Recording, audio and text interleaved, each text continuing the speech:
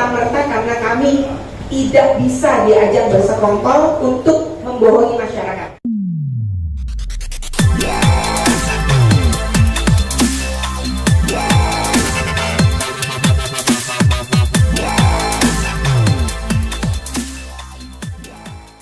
Selamat siang teman-teman semua. Terima kasih atas waktunya. Satu-satu harusnya bersama keluarga terpaksa hadir di sini untuk mendengarkan kenyataan yang sebenarnya. Saya hanya akan klarifikasi dan menceritakan ini sekali dan tidak akan berubah-ubah. Kita mulai dari pertemuan pertama di airport tahun 2018. Pada saat itu kami sedang menjemput putra-putri dari luar negeri. Tiba-tiba ada 2 orang minta berfoto. Ya, namanya fans, saya tidak ingat begitu banyak fans yang minta foto. Itu tahun 2018 sampai tiba-tiba tahun 2021 masuklah foto itu ke dalam WhatsApp saya. Tanpa saya kenal dari siapa, hanya melihat foto itu, saya sapa, ini siapa ya Bapak? Karena ada wajah laki-laki di situ, wajah si Bapak itu. Dan kami berdua serta istrinya. Lalu dia bilang, maaf, saya bukan Bapak, saya Ibu. Kita bertemu di airport 2018. Senang rasanya ada dalam WhatsApp grup yang sama sehingga saya dapat mendapatkan nomor Ibu. Oke. Lalu dia katakan lagi bahwa sekarang saya sudah tidak di Jepang tetapi memulai berbisnis skincare. Dia tunjukkan fotonya di WhatsApp itu dan dia bilang ingin bertemu supaya dapat wejangan.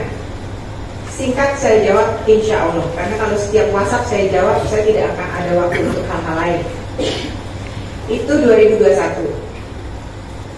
Sejak itu terus dia WhatsApp saya, apa kabar, ini itu saya jawab singkat sampai dia minta alamat karena ingin kirim-kirim. Jadi yang saya katakan ini semua ada buktinya, saya tidak perlu mengumumkan karena masih ingat. Jadi dia akan kirim-kirim. Beberapa saat kemudian dikirimlah produk-produk bertulisan Jepang, berdesain seperti Jepang. Saya katakan ini produk Jepang.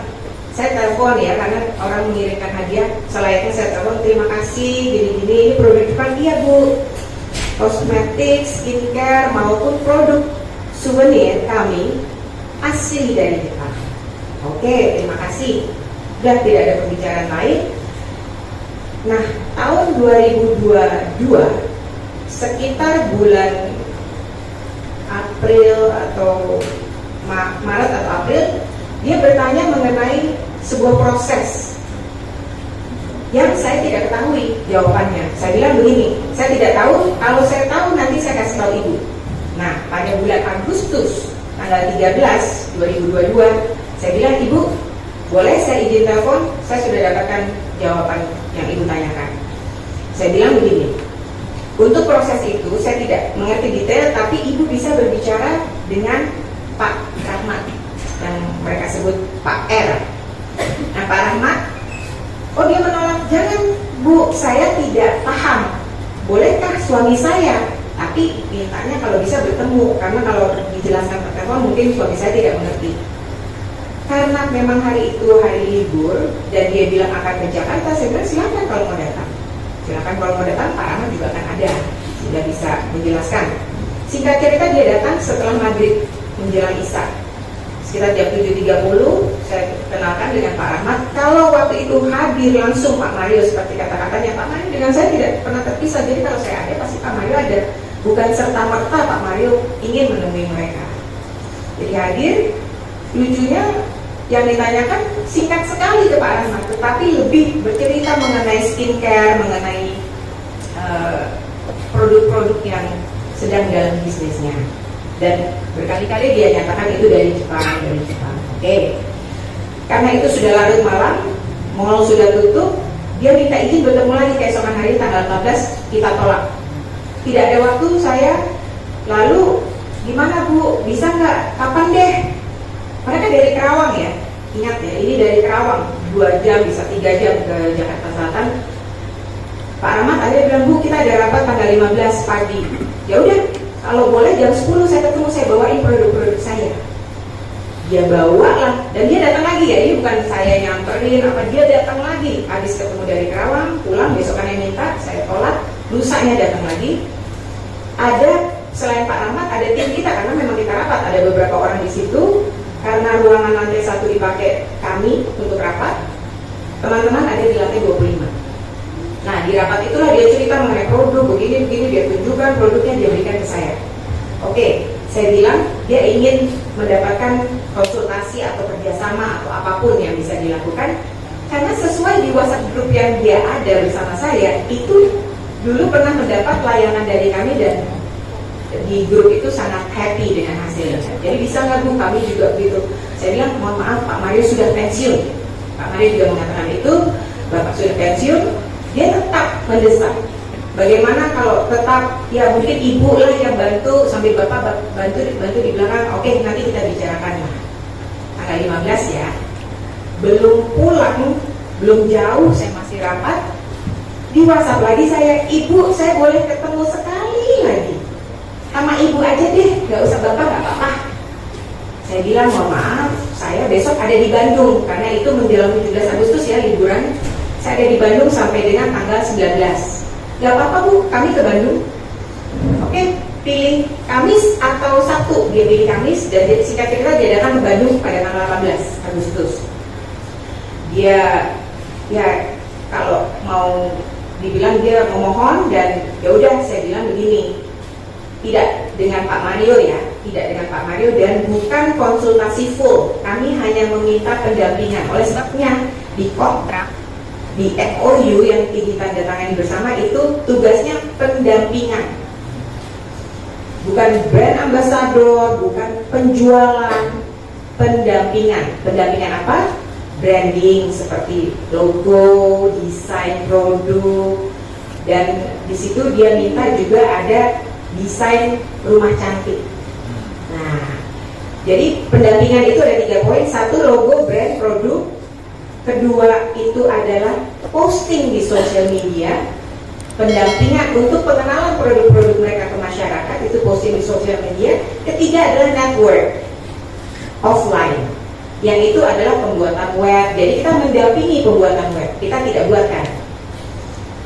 Nah, dia bertanya berapa fee, karena ini tidak wajar dalam artian tidak ada Pak Mario di situ. Saya bilang gini, saya kasih Anda form kosong, isi sendiri, ya Pak ya. Tanggal 19 Agustus saya kasih form itu, nilai yang mereka tawarkan, bagaimana cara pembayarannya, kontraknya berapa lama, mulai kapan kontraknya.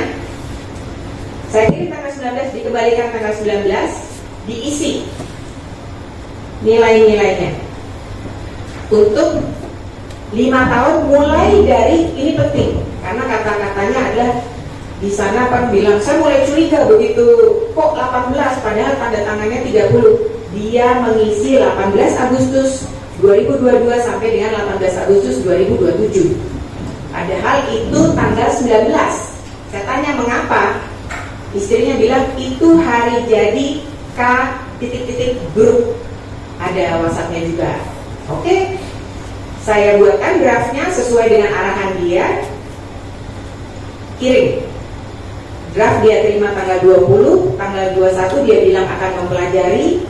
Ya sudah, kita tidak pernah hubungi, telepon atau apa. Tanggal 23 dia bilang akan pelajari lagi. Setelah selesai dipelajari, saya bilang oke, saya taruh dalam perjanjian ya. Silahkan kapan mau ditandatangani kalau memang sudah dibaca. Dia memberikan waktu tanggal 30, kami akan merapat tanda tangan di sini. Tidak ada brand ambassador, tidak ada penjualan, pendampingan 3 poin tadi. Nah, di kontrak itu harusnya kami dibayar pada saat penandatanganan perjanjian, tetapi itu pun tidak, pembayarannya molor. Jadi kalau bilang kita yang selalu minta pembayaran di awal, tidak benar. Dari seluruh pembayaran dia, 4 kali pembayaran termasuk pembayaran DP-nya telat waktu, 2 kali tepat waktu, 1 kali lebih awal 1 hari. Itu, jadi tidak ada yang, dan pembayaran itu tertera pada perjanjian setiap tanggal 15 setiap bulannya mulai dari September 2022. Jadi itu bisa nanti kalau BAP ataupun pemeriksaan itu semua mematahkan kalimat-kalimat yang sepertinya kami meminta lebih dari apa yang sudah diperjanjikan. Singkat cerita, dia pun mengirimkan link pada saat itu.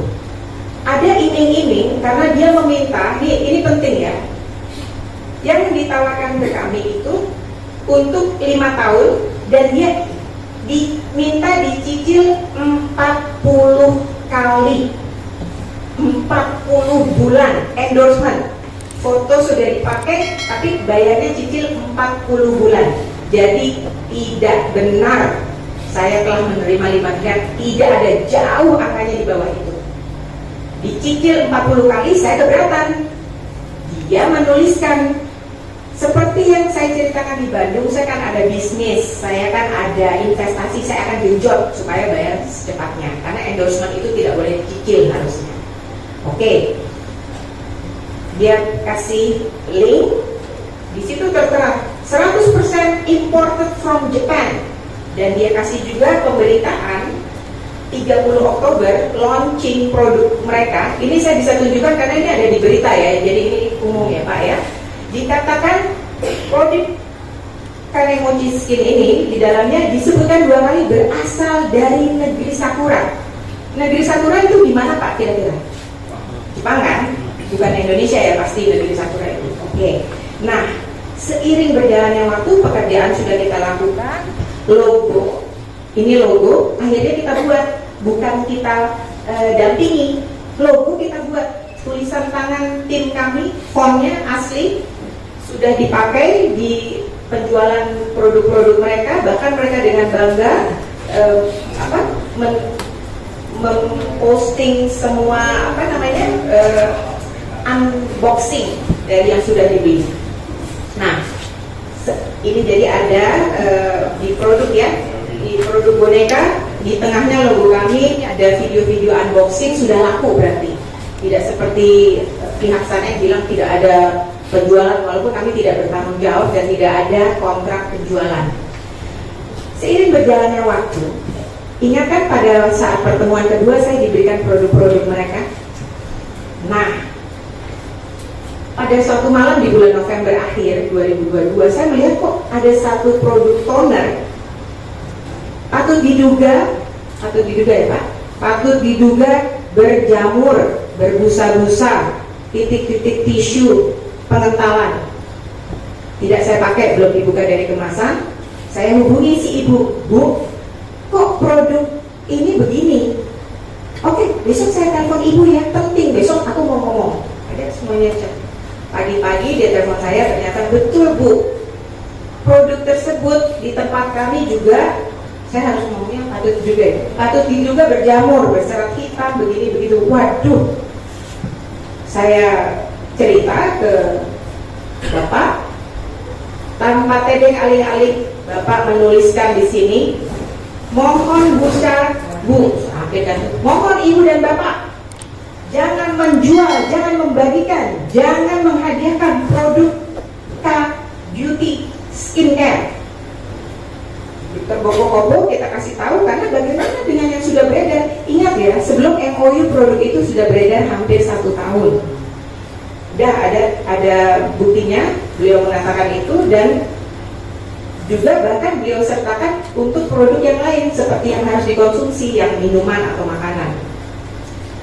Dia bilang saya tidak ada perlindungan, apa yang harus saya lakukan? Oke, kita ajak mereka bertemu dengan seorang penasihat hukum di daerah Menteng. Bertemu, diperiksa, ada saksi-saksi dari kita datang ya. Dia bahkan menceritakan banyak sekali yang diduga ini berjamur, begini. Oke, stop penjualan segala-segalanya, karena ini sifatnya antara klien dan pengacara. Kami mundur, kami hanya mendengar itu, tapi selanjutnya tidak tahu lagi apa yang terjadi. Nah, ternyata di situ disampaikan, ditanya oleh penasihat hukum mereka, ini dari mana Jepangnya kok bisa begini?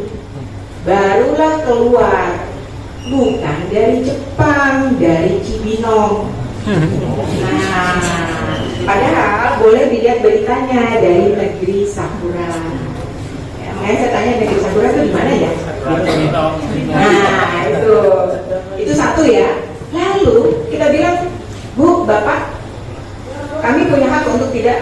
melanjutkan ini karena ini cacat. Iya Bu, Ibu tahu nggak? Ini tanggal 10 ya. Ibu tahu nggak? Sebenarnya ada lagi saya mau ceritakan ke Ibu. Ting, masuklah WhatsApp tanggal 12 Desember 2022. Bu, ini produk Day and Acne Cream diduga berbelatung. Dan bukan hanya itu, dia bilang gini, si produsen itu bilangnya dari kardus, padahal rusaknya di cairan. Bagaimana kalau di kardus kumannya masuk cairan?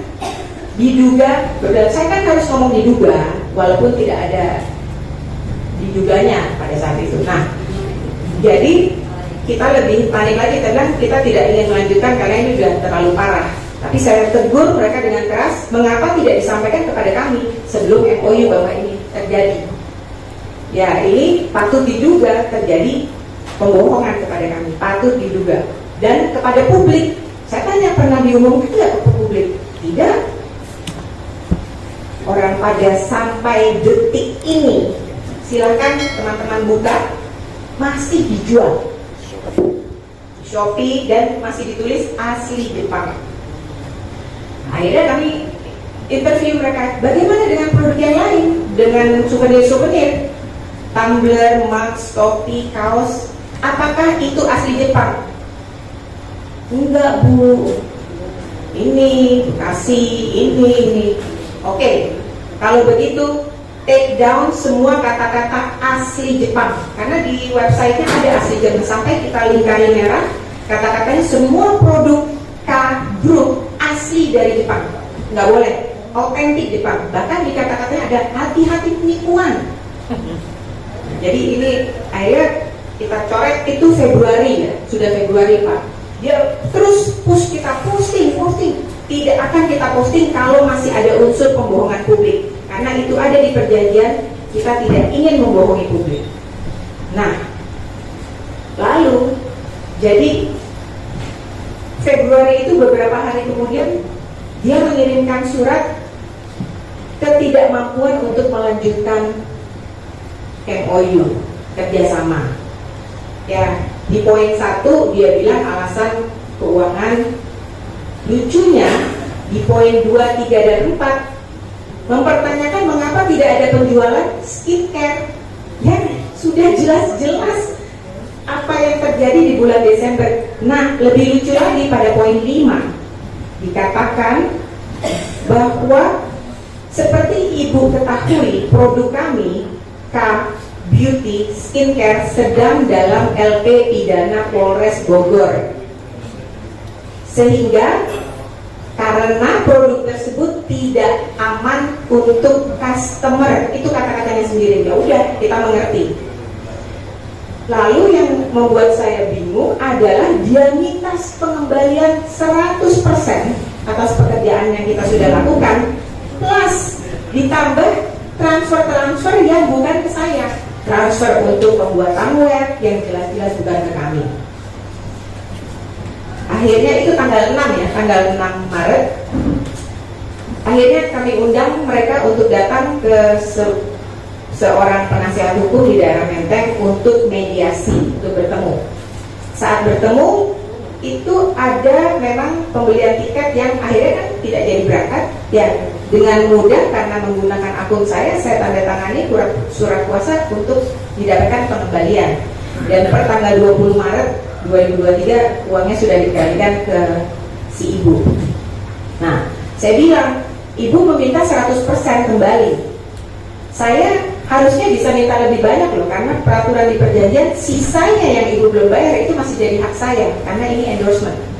Sekali foto keluar itu sudah tersebar di mana-mana.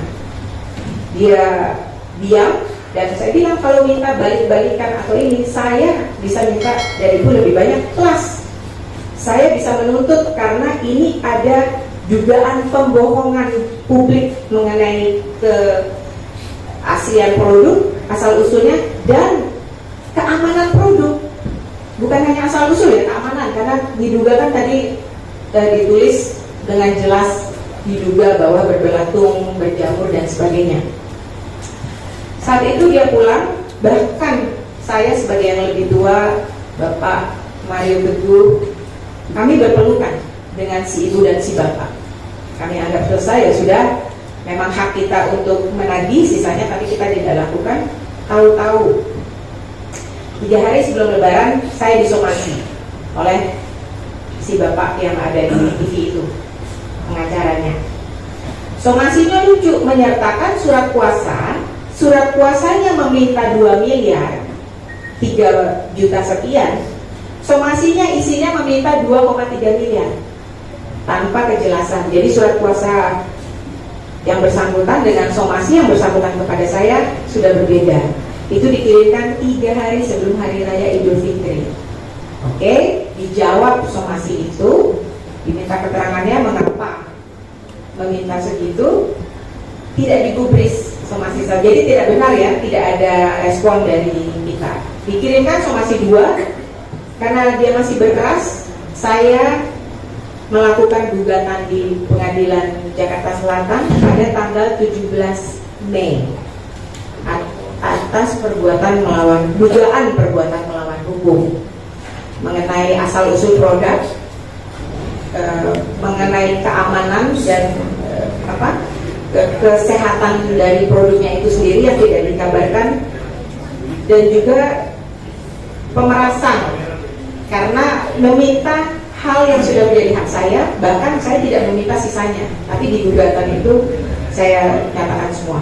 Singkat cerita, jadi itu yang terjadi sampai sama teman-teman ketahui. Satu lagi, somasi ketiga tidak diserahkan ke penasehat hukum saya, tetapi malam hari 3 orang dewasa datang ke rumah dan pertanyaannya, bisa ketemu Mario Teguh? Itu rumah saya, tapi pada saat itu saya tidak di situ. Tapi itu juga melanggar kode etik pengacara. Tahu saya punya pengacara, tapi datang ke rumah.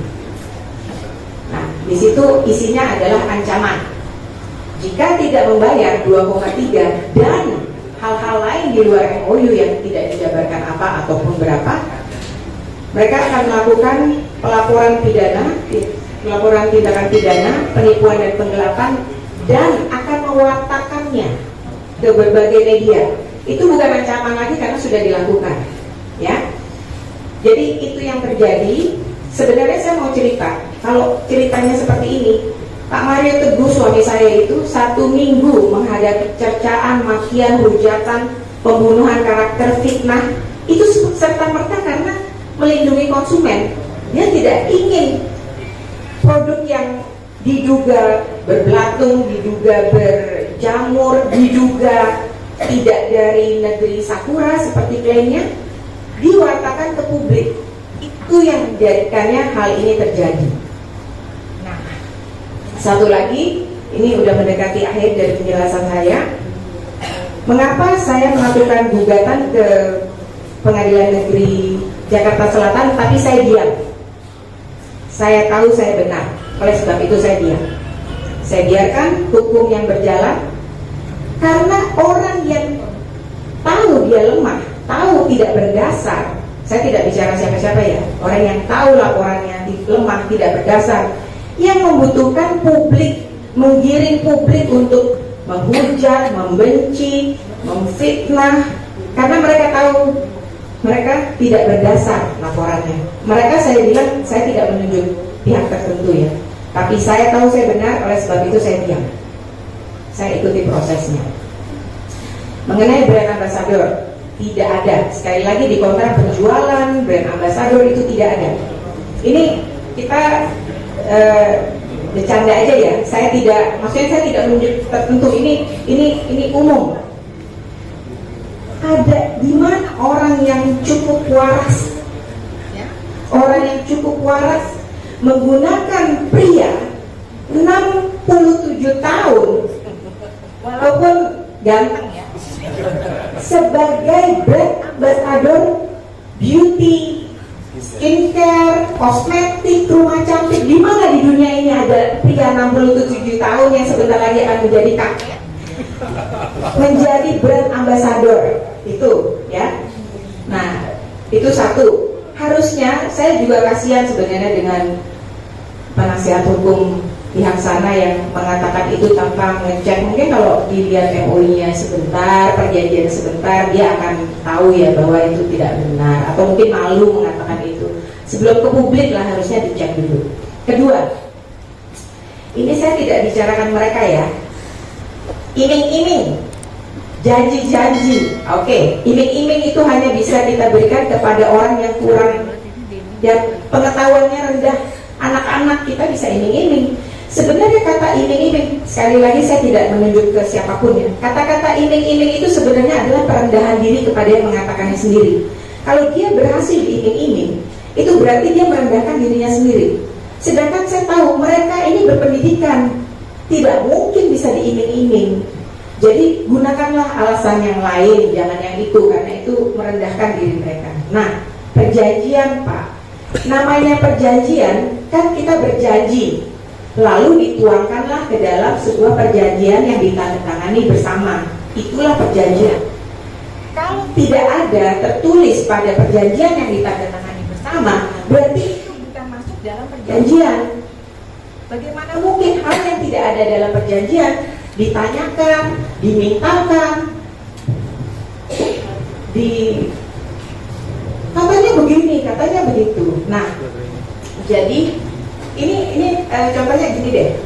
Umpamanya ada seorang kontraktor ya Pak, kontraktor ditemui oleh kliennya, ditanya, Bapak bisa bikin kolam renang? Bisa. Bisa bikin rumah? Bisa. Bisa bikin rumah sakit? Bisa. Bisa bikin airport? Bisa. Oke, kita buat perjanjian, Bapak bikin kolam renang. Janji nih, tanda tangan kan, nilai-nilainya oke. Kolam renangnya jadi dia tanya, airportnya mana?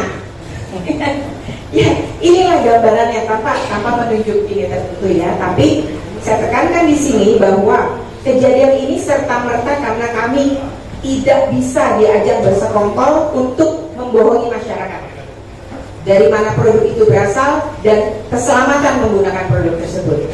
Begitu ya. Ini baru berkelas. Nah, itu. Super.